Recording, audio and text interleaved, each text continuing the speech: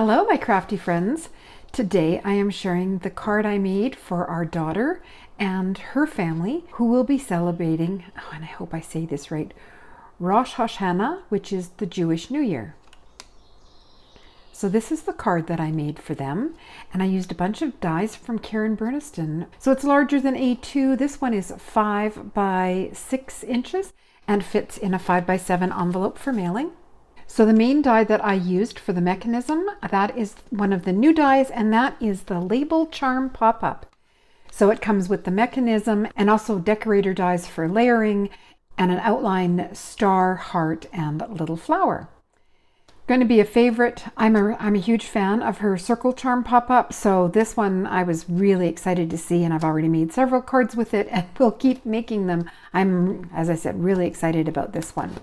So that provides the mechanism, and you can see that the whatever you have on the front of the card pivots to the inside as the card opens. So this one is a 5-inch width. It does work in a 5-inch width. The pattern paper is a digital file that I purchased and off of Etsy and printed on just computer paper. And then I used one of the dies in the Label Charm Pop-Up to die cut the little honey stream because honey features so prominently in this holiday. The bee, oh my goodness, the bee, that's from a previous release. That's the Flutter Charms. So there's the honeycomb, there's the bee and a bee body and the wings.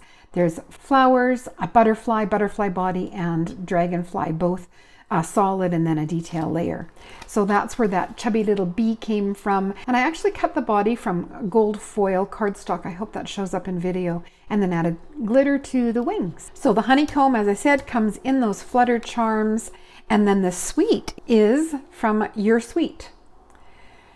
So I cut it from yellow and black cardstock and then snipped it away, so all I had left was the sweet, and offset them just a little bit for a shadow, and hand penned with a black marker wishing you a new year.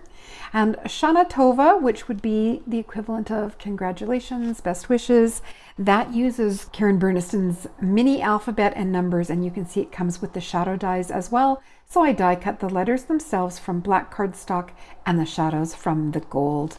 I'm just loving sparkle and shine these days.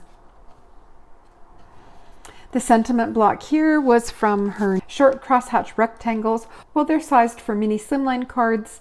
I use them a lot. They're working on all kinds of different card sizes for sentiment blocks. So I'm getting a ton of use out of the short rectangles, crosshatch, and I like the crosshatch edge. It's different from pretty much anything else that's out there. So there's the top view of the card. You can see the fold and the pivoting. I did outline some of the labels with a gold gel pen. It's something I do quite a bit and I often forget to mention it, but it just adds a little something something when the light catches that. And then I outlined the outside edge as well. You could lay the die down and trace around the outside edge if you wanted, but I was confident that I could just, it's a dot dash line, so if everything wasn't completely straight, you don't really notice it. But again, it just gives it a little something something.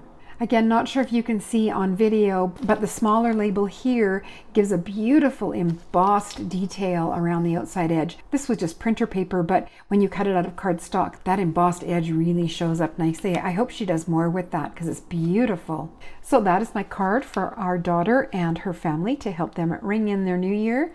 And I hope you enjoyed my video enough to hit that like button. Hitting that like button is a huge help for YouTubers.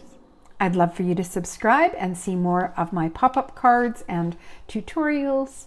And that's it for me today.